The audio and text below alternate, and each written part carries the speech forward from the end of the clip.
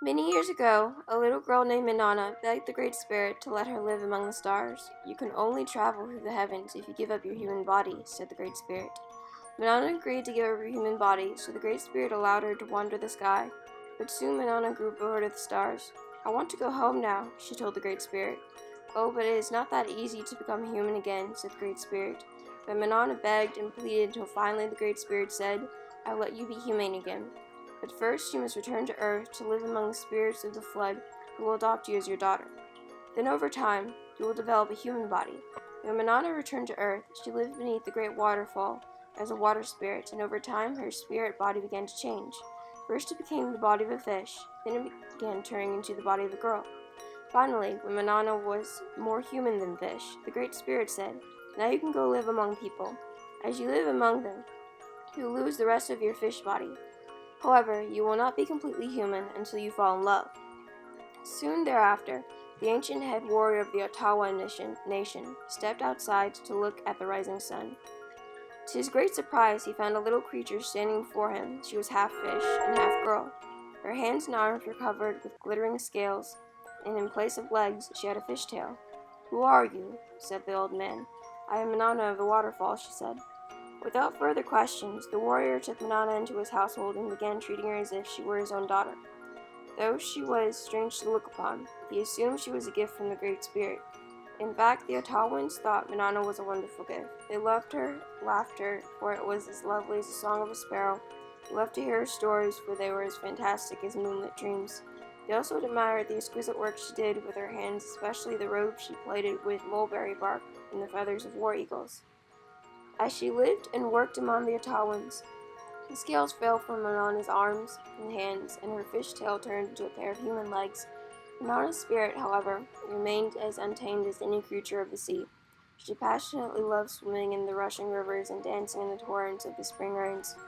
More than anything, Menana liked to slip away from the company of the Ottawans and go down to the great waterfall in the forest.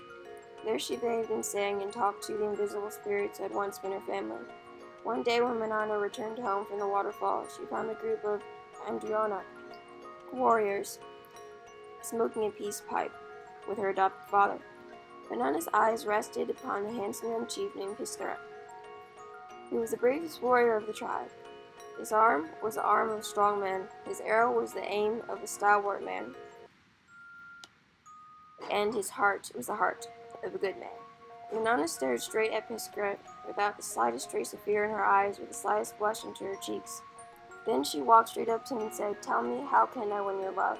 Piskaret immediately was taken with her. "I already love you better than any other maiden in the world," he whispered into her ear. "Come marry me and live with my people."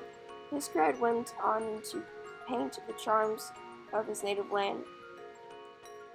As he described the tall oaks, thick glades, and winding rivers, Menana felt great love for him.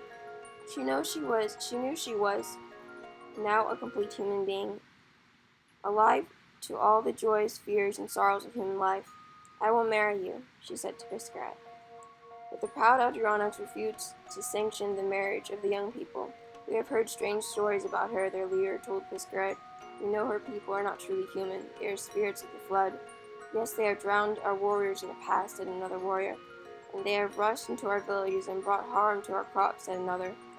Piskaret begged to be allowed to marry Menana. "She herself has injured no one," he said. "Why must she be punished?" But the Adirondacks would not allow their hearts to bend with pity. They drove Menana away from the arms of her beloved.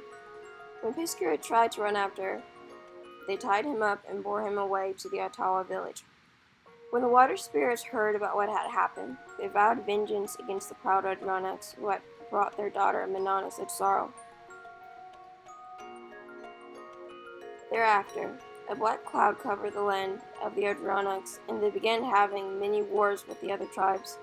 As for Menana, she was separated from Piskaret. Her eyes lost their lovely light. Like a bird of night, she wandered the dark forest, singing a sad song. She no longer joined the dance of the maidens, nor did she plait her beautiful robes. Menana spent more and more time sitting alone by the edge of the waterfall, telling her sad tale to the cascading waters and listening to the water speak soothing words back to her. One day, after spending an afternoon conversing with the waterfall, Menana rushed back to her village. Her friends were surprised to see such a happy look on her face. Smiling radiantly, she announced, "I am going to leave human life now and return to the world of the water spirits." Why? Everyone wanted to know. They all felt panic at the thought of losing Menana. "I cannot tell you," she said. "I can only say that I must leave now." Though everyone tried to talk her out of her decision, Menana would not change her mind. Finally, the Ottawas had no choice but to follow her into a large procession through the forest of the Waterfall. No sooner had Menana reached the cascading waters, out of the swirling torrent rose a host of fallen spirits. They moved like ghosts through the air and welcomed Menana into the water. She gave one last wave to her Ottawa friends, then disappeared forever. Later that same afternoon, an Adirondack war party was canoeing down the river above the waterfall. The leader of the expedition was none other than Piskrat.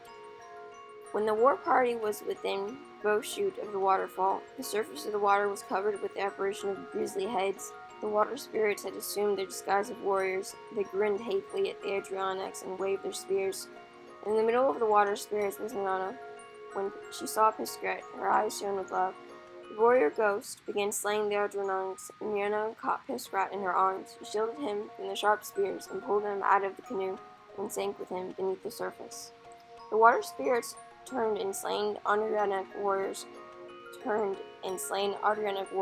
into eagles, and forced them to dwell forever in the misty island which stood below the raging waterfall.